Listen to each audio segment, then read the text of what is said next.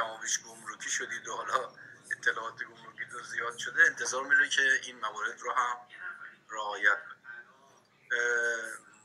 ماده 54 مال گمرک ورودیه. با فرض اینکه مثلا مشمول تبصره 1 ندونیم، بیاییم ماده 54. ماده 54 قانون امور گمرکی، گمرک ورودی چه گمرکیه؟ وقتی که کالا وارد میشه تا از قلمرو گمرکی عبور کنه، مرز خروجش میتونه مثلا ورود بوشهر باشه، خروج مرز پرویز خان باشه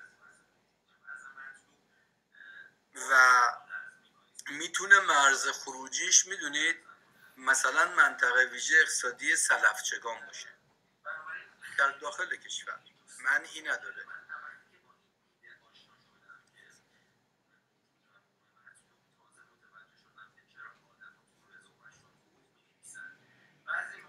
هر جفتش رویش عبور خارجیه. حتی مثلا اگر سلفچگان بعدم بخواد به هر دلیلی بره منطقه ویژه اقتصادی پیام توی البرز، باز رویه عبور خارجیه. چرا؟ چون مناطق ویژه و آزاد جزو قلمرو گمرکی نیستن. درسته؟ خلاصه این که در گمرک ورودی که کالا میاد و اظهار میشه تحت رویه عبور خارجی، اولا که مطابق ماده 96 قانون آیین‌نامه قانون امور گمرکی، گمرک الزامی به بازرسی نداره. اگر پلم سالم باشه، پلم به کشور مبدا سالم باشه، میتونه همون رو ملاک قرار بده. ثانیاً توی ماده فکر کنم 9 قانون حمل و نقل هست، در اونجا هم تاکید داره به این موضوع. در کنوانسیون تیر هم اگر یه وقت کالا با رویه تیر بیاد، همین داستان هست. الزامی نداره گمرک بازرسی بکنه. ولی اگر بازرسی کرد، مثلا سوء ظنی پیدا کرد، ظن قوی پیدا کرد و به هر حال دوست داشت که بررسی بکنه، دید کسری وجود داره، مهم نیست. کسری اصلا مهم نیست. تو مقررات گمرکی مهم نیست. باز سوال نکنید الان بگید رفع تعهد ارزیمون چی میشه. حتی برای ورود قطعی هم مهم نیست. کسری ببینید اظهار کرده مثلا 1000 واحد شده 900 واحد. بله اگر بشه 1100 واحد بحث قاچاق پیش میاد، ولی اگه بشه 900 واحد چی؟ بیشتر به ما پول داده که. ولی در مورد بحث رفع تعهد ارزیش چرا؟ خب یه چند سالی الان اینا مطرحه و عملا باید بگیم که مثلا اونجا بانک یقه‌شو میگیره. خانم پارسا گویا صدا ندارن، خانم کیوانفر لطفا راهنماییشون بفرمایید اگر سایر دوستان صدا دارید. پس اگر کسر بود در محموله ترانزیتی کالا صورت مجلس اصلاحیه تنظیم میشه بر همون اساس و کالا عبور داده میشه میره. ولی من از خودم میگم ماده 110 قانون امور گمرکی رو به حدیث اجرا کنیم. یه اظهار خلافیه که حالا زیان مالی دولت نداره، جریمه اندک 270 تا 540 هزار تومان رو بگیرید دیگه اینجا وجاهت داره. البته در مورد ظن قوی ما مصوبات ستاد مبارزه با قاچاق رو داریم، اگر یه وقت خواستید نگاه کنید. مال قبل فکر کنم 30-40 مصداق رو آورده، مثلا نمیدونم این نوع کالا چی هست، میزانش چیه، ارزشش چیه، از کجا اومده، اگر در طول مسیر رو عوض کرده باشه. موارد مختلف رو آوردن. تو خود حالا قانون مبارزه با قاچاق هم البته داریم یک جا که در خصوص وسایل نقدیه و حالا ظن قوی هست و اینها، منطقه اون خاص اون مواردیه که در قانون مبارزه با قاچاق برای هم ماده اومده. حالا شماره چیزش رو آیین‌نامه‌ش رو بخوام پیدا بکنم، ماده 42 مکرر رو داریم. متوقف نمودن و بازرسی وسایل نقلیه که ظن قوی به حمل کالا یا ارز قاچاق یا ارتکاب قاچاق کالا یا ارز در مورد آنها وجود دارد از سوی ضابطین نیاز به اذن موردی مقام رسیدگی کننده ندارد. این یه آیین‌نامه‌ای داره در 22/3/402 آیین‌نامه 47864 ولی اینو نمیتونیم تسلی بدیم. شاید بتونیم الگو بگیریم. آقای حسین زاده و سایر دوستان این هم مصوصه داشته باشید. ولی یه مصاحبه یادم چندین سال قبل ستاد مبارزه با قاچاق برای موارد ظن قوی داشت، حدود 40 خورده مورد رو مشخص کرده بود. خیلی هم چارچوب مشخصی ندارد، خیلی هم مورد توجه قرار نمیگیرد. خودتون میدونید در طول مسیر یک سربازی که در گلوگاه هست واقعا اگر مثلا تشخیص بده یک کامیون تریلی رو متوقف میکنه و حالا تا بخواد بررسی شه اینها چه بسا به طول هم میانجامه. نوزاده باشه برسه به گمرک پیام به زمان برسیم به ماده 56. ما الان ماده 54 ما الان گمرک ورودی هست. شما سوالایی که میکنید الان پیرامون گمرک ورودی باشه تا برسیم گمرک خروجی، اونجا ماده 56 تعیین تکلیف کرده میرسیم. اضافی هم نوع تا 5% قانونگذار میگه مهم نیست، بیخیال شده، اصلاح بشه اجازه بدیم بره. حالا ماده 110 رو اجرا کنیم. ماده 54 ادامش میگه اضافی هم نوع بیش از 5%. اگر هم نوع بود بیش از 5% اونجا دیگه واقعا بدون تعارف میگه برید تبصره 2 ماده 108 رو اجرا کنید. خب تبصره 2 ماده 108 میگه این گونه مواردی که مغایرتی وجود داره شرکت هم 3 ماه فرصت داره اسناد مدارک که مورد قبول بیاره. اگر آورد گمرک مانع شد که فبا حل مراد، اگر نه کالای اضافی چه هم نوع باشه چه غیر هم نوع چی میشه؟ ضبط میشه، فقط ضبط، قاچاق نیست. و اگر غیر هم نوع بود با هر درصد اضافی فرقی نمیکنه. اینجا بیش از 5% بود ولی اینجا فرقی نمیکنه. این ماده 54 در گمرک ورودی اگر بخوایم درست اجرا بکنیم از تبصره که ماده بندزه ماده یکم خارجش کردیم و فرمولش اینه. ولی حالا بعضیا البته نظرات دیگه دارن و سختگیرانه‌تر نگاه میکنن به موضوع. میگن که تبصره 3 بندزه میگه هر گونه مغایرت بحث قاچاق رو داره و این گونه موارد چون اگر کالا غیر هم نوع باشه یعنی قسمت اخیر بحث قاچاق رو داشته باشه که اگر لازم باشه باز باید ببرن ستاد موضوع با قاچاق و مجددا حالا نمیدونم تصریحی داشته باشن وگرنه این ابهام کماکان وجود خواهد داشت. ماده 55 قانون در طول مسیر از بوشهر حرکت کردیم به سمت پرویزخان مرز خروج یا به سمت به قول شما منطقه ویژه اقتصادی البرز فرقی نمیکنه. در طول مسیر پلیس ظن پیدا میکنه. ببینید باز اینجا میگه در موارد استثنایی که ظن قوی وجود داره. حالا این ظن قوی رو میگم ستاد موضوع با قاچاق مصادیقی براش مشخص کرده. اینجا مسیر رو عوض کرده، به جای 3 روز 5 روز کشیده رسیده مثلا به اونجا، به جای 2 روز 3-4 روز کشیده و اینکه خلاصش مشکوکه و پلیس بهش شک و با هماهنگی گمرک پلم سالمه دیگه با هماهنگی گمرک باز میکنم بررسی میکنم. اگر کالا کسر بود قاچاقه. اگر کالا مغایر بود یعنی اضافی غیر هم نوع قاچاقه با اینکه پلم سالم بوده. اگر کالا اضافی هم نوع بود، اضافی یعنی اضافی هم نوع مغایر نیست، اینجا خب قانون میگه به نفع دولت ضبط میشه، قاچاق نیست.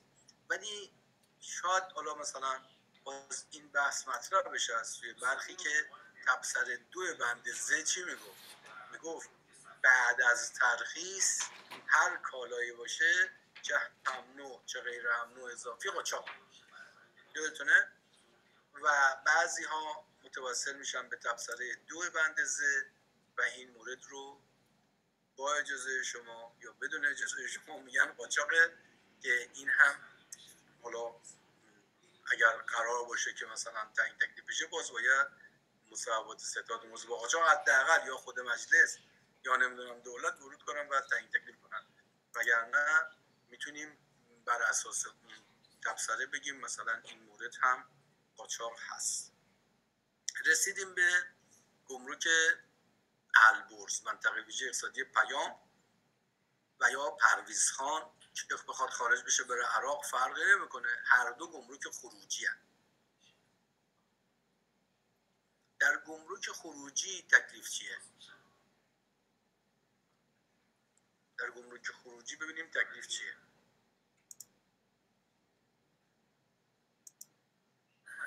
ماده 56 گمرک خروجی. آیا با پلمب سالم رسیده یا با پلمب فک شده؟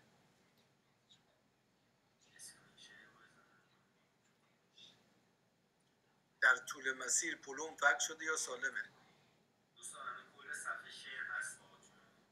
اگر پلمب فک شده، با پلمب فک شده یا اقدامی در حکم فک پلمب یعنی محفظه دست خورده، محمول رسیده به گمرک خروجی یعنی پیام، فرودگاه پیام، گمرک پیام البرز یا مثلا پرویزخان که یه شکل عمل میکنیم. اگر پلمب سالم بوده و محفظه دست نخورده یه شکل دیگه که تو تبصره ماده 56 اومده. اگر پلمب دست خورده، محفظه دست خورده و میاد و اختلافی نیست همان مقدار کالایی که توی اسناد هست حالا موجوده، بررسی میکنیم هیچ اختلافی نداره، با اینکه پلمب فک شده چه کار میتونیم بکنیم؟ کاری نمیتونیم بکنیم. خب منطبقه دیگه، یعنی کالا و اسناد منطبقه، چیکار میشه کرد؟ جز اینکه اجازه بدیم عبور کنه کار دیگه نمیتونیم.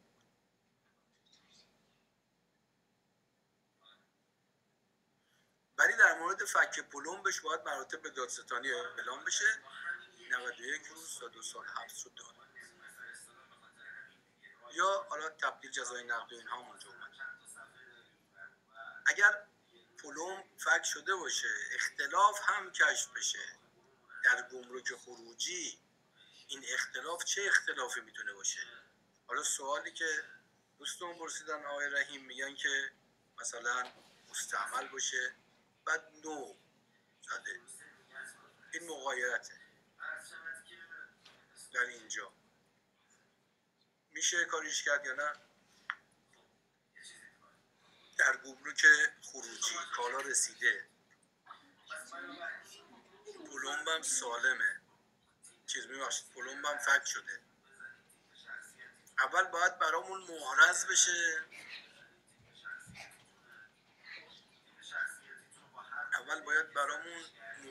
بشه، که آیا جابجایی انجام شده یا نشده. اگر معلوم بشه در طول مسیر کالای نو رو گذاشتن و کالای مستعمل، یعنی برداشتن مستعمل جاش گذاشتن، خب این اصلا قاچاق محرزه به استناد بند الف ماده 113 و اینا. ولی اگر نه محرز نشه و واقعا از این طرف محرز بشه که هیچ کالایی جابجا نشده و از ابتدا بوده، چی کار کنیم؟ قاچاق کردن خیلی سخت نیست قاچاق بودن خیلی سخت نیست. خیلی ممنون از خانم مظفری، خانم پارسا راهنمایی کردن. اینجور وقتایی که من خودم بعضا سر کلاسا بودم صدا نمیاد، با خودم کلافه میشه، اعصابش خورد میشه، وسط بحث میرسه مطالب به دستش در میره، خیلی بده. ولی خب دیگه بعضا اتفاق میفته. حالا انشالله که زودتر خانم پارسا به جمعون بپیوندن. پس این مواردی که اختلاف کشف میشه رو تو خود گمرک خروجی قانونگذار میگه اگر عمدی در فک پلمب احراز شد قاچاق کنید. اگر عمدی در فک پلمب احراز شد، خیلی تشخیص عمدش با گمرک نیست قاعدتا، ممکنه ادعای سرقت بکنه. ولی این چیزی که حالا سوالی که پرسیدن آقای رحیم، قاعدتاً برای وقتی که پلمبش سالم باشه که خودشون اشاره میکنن باید بیایم تو تبصره و در مواردی که پلمب سالم است، محفظه دست نخورده و اختلاف وجود داره چیکار کنیم؟ محترمانه با گمرک است. محترمانه ماده 56 با گمرکی، یعنی قانونگذار انداخت گردن گمرک و رفت، گفت گمرک در صورت اعراض عدم سوء نیت اجازه بده بره. حالا اینجا دیگه گمرک میمونه و سوء نیت و عدم سوء نیت و شرایط پرونده و کالا چی بوده و چی عوض شده و اینا. اگر پلم سالم باشه به نظر من محفظه دست نخورده باشه، محرز بشه این اتفاق افتاده، نباید زیاد سختگیری کرد و باید اجازه بدیم کالا تخلیه بشه. شاید بعدم بتونه بره مجوزهاشو بگیره یا نگیره. حالا بعضی ممکنه بگن اینجا ثبت آماری گرفته، ثبت سفارش گرفته، پس چجوری شده که اینطوری شده؟ نه، برای پرویز خان که این بحثا نیست که میخواد خارج بشه بره عراق. برای البرز شاید این بحث مطرح بشه که باز هم به هر حال ماده 56 به نوبه خودش تعیین تکلیف کرده. هنوز هم قانون موضوع قاچاقی در کار نبوده، اینطوری گفته در صورت احراز عدم سوء نیت باز هم هست. چطور احراز کنیم عدم سوء نیت رو؟ بازه. اگر فک پلم باشه و عدم کشف اختلاف، نه عدم کشف اختلاف ماده 110 نداره، باید بره ماده 543 آقای عادی. ماده 543 قانون مجازات اسلامی حبس داره. اونجا میگه 3 ماه تا 2 سال حبس، که حالا میگیم 91 روز تا 2 سال حبس. این برای رویه عبور خارجی، ورودی در طول مسیر و خروجی. حالا بیایم سراغ این. حالا اون سوال رو میگن اگر در مبدأ باشه، مبدأ نگیم دیگه اشتباهه، در ورودی باشه مثلا تو گمرک بوشه، اونجا ماده چی حاکم بود؟ 54. ماده 54 چی میگفت؟ میگفت کالای اضافی. این کالای اضافی نیست، این فقط مثلا حالا یه نو و مستعمل بودنه که در اونجا در واقع باید به نظرم اصلاح بشه و بر همون اساس اجازه داده بشه و بره، مگر بحث جعل مطرح بشه که اگر جعلی چیزی باشه بند پ ماده 2 میتونه حاکم باشه و قاچاق.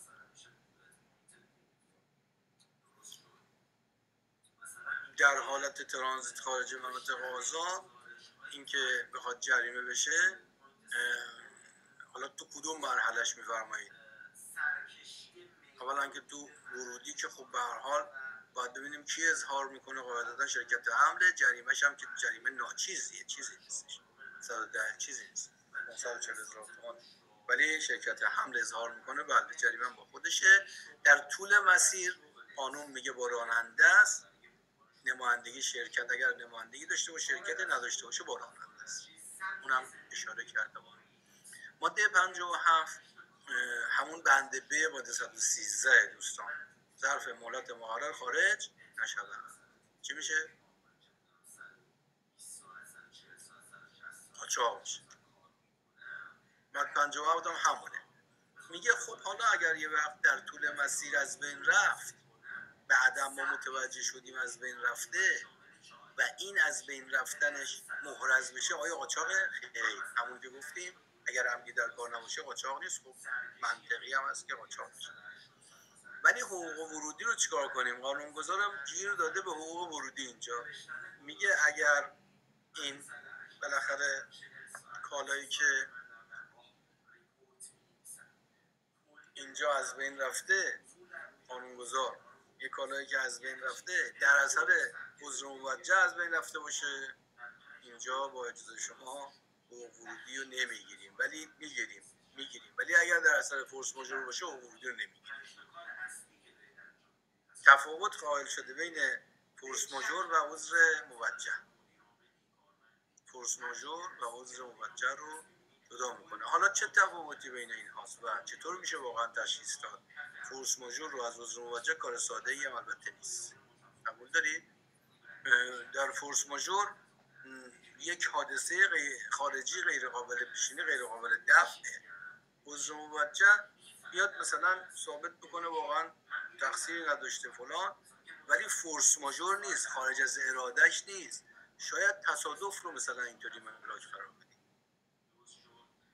شاید خواب آلودگی رو ملاک قرار بدیم، مثلا این موارد این چینی رو به عنوان عضو موجه، ولی میگه باید ورودی رو بده.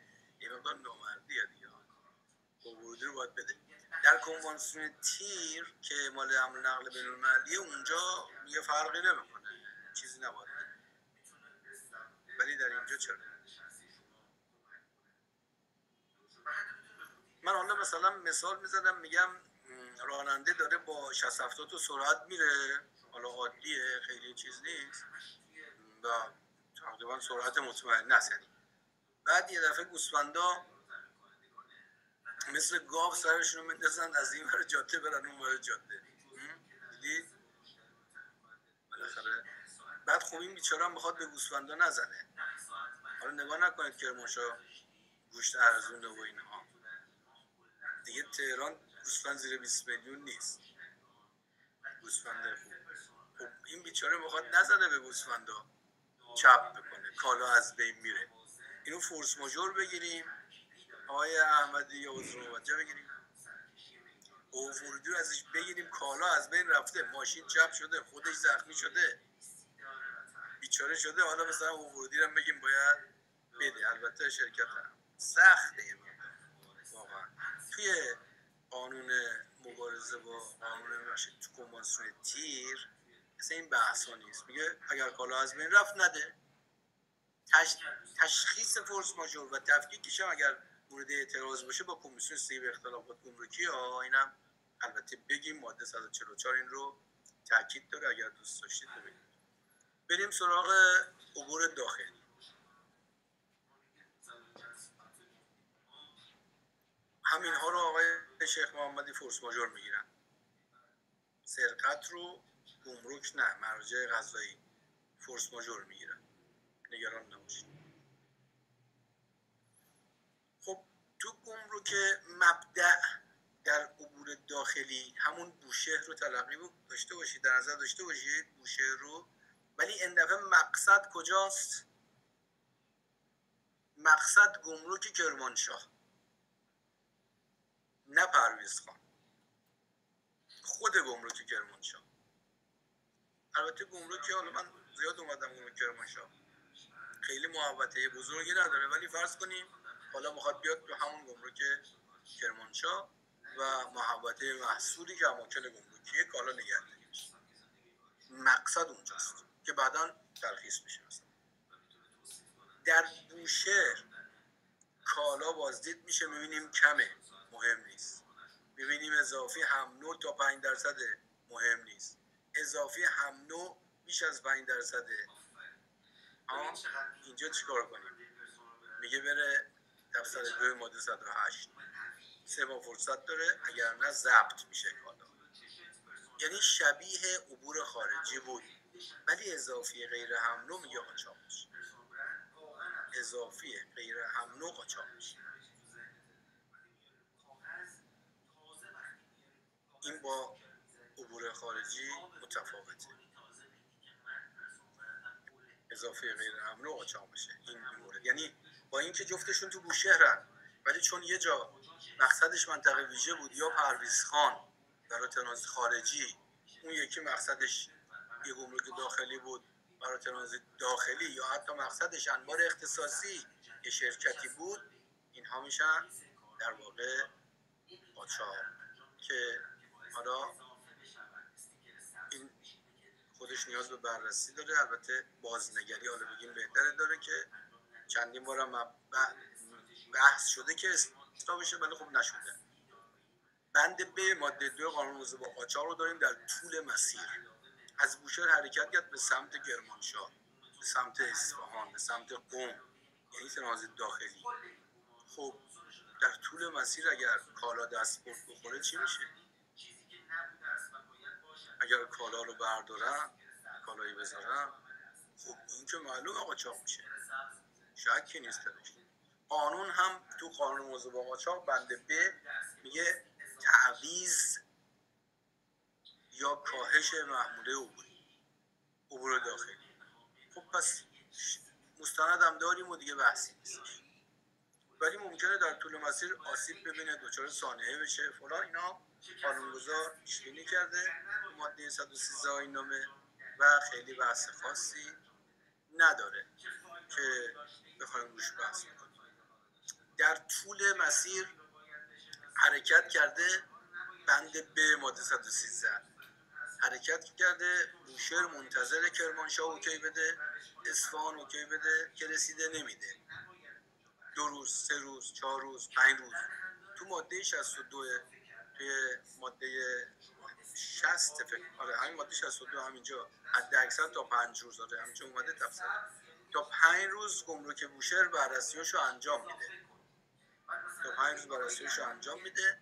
اگر ببینه واقعا نتیجه حاصل نمیشه که کرمانشاه تاییدیه بده که مثلا کالا رسید یا شرکت خبری نیست، شاید تصادف کرده، شاید ماشین مشکلی پیدا کرده، شاید مثلا موتور سوزونده، میخوان ماشین دیگه عوض کنن، نمیدونیم، مجبور دیگه اون مقررات خودشو اعمال کنه که قاچاقه، یعنی باید گزارش قاچاق رو بده به مرجع رسیدگی کننده در راستای بند به ماده 113. رسیدیم به خیر و خوشی به گمرک مقصد. گمرک مقصد کجا بود؟ گمرک کرمانشاه، گمرک اصفهان، انبار اختصاصی ایران خودرو، اینا مقصد میشن دیگه عملا. رسیدیم به مقصد. پلم سالمه یا فک شده، کالا کمه یا اضافیه؟ هر کدوم برای خودشون قانونگذار تعیین تکلیف کرده. اگر کالا کسر بود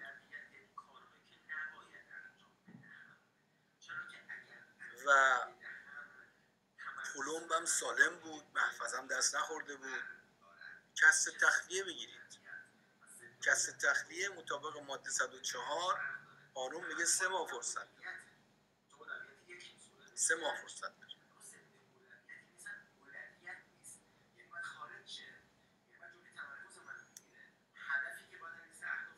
که اسناد مدارک مورد قبول گمرک ارائه کنه. اگر نکرد مشمول چی؟ ماده 110 میشه، جریمه اندکی که گفتیم بارها 270,000 تومان تا 540,000.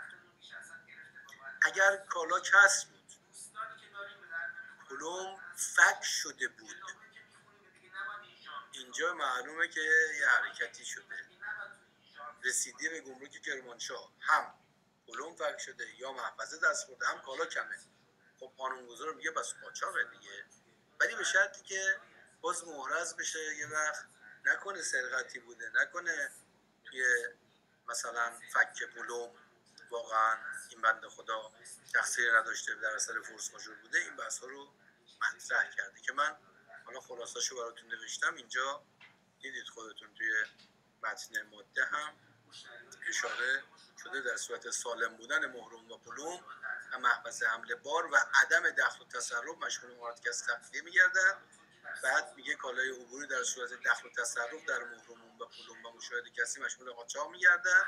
بعد میگه در صورتی که کسری و فک محروم و پلم ناشی از قوه قهریه فورس ماژور باشد قاچاق نیست، یعنی تضمین و تعهد ابطال بشه یعنی قاچاق نیست. حالا من اینطوری براتون خلاصه کردم.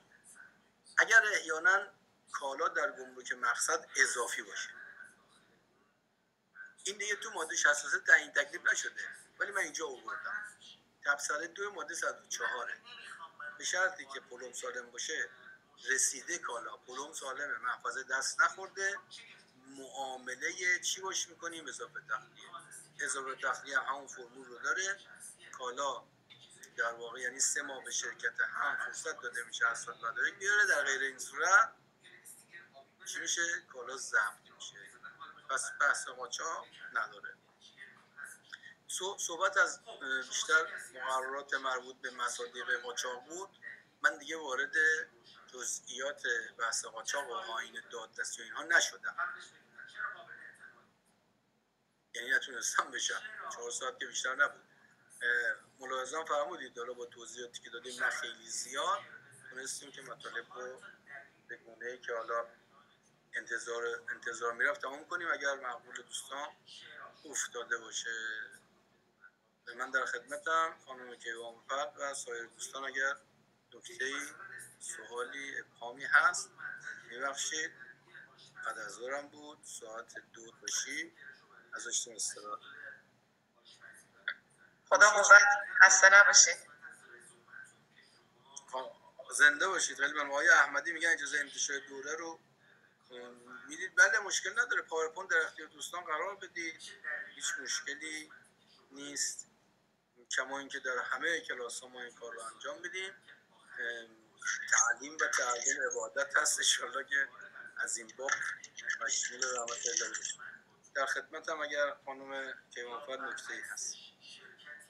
خیلی ممنونم، خسته نباشید، دستتون درد نکنه، خیلی عالی بود.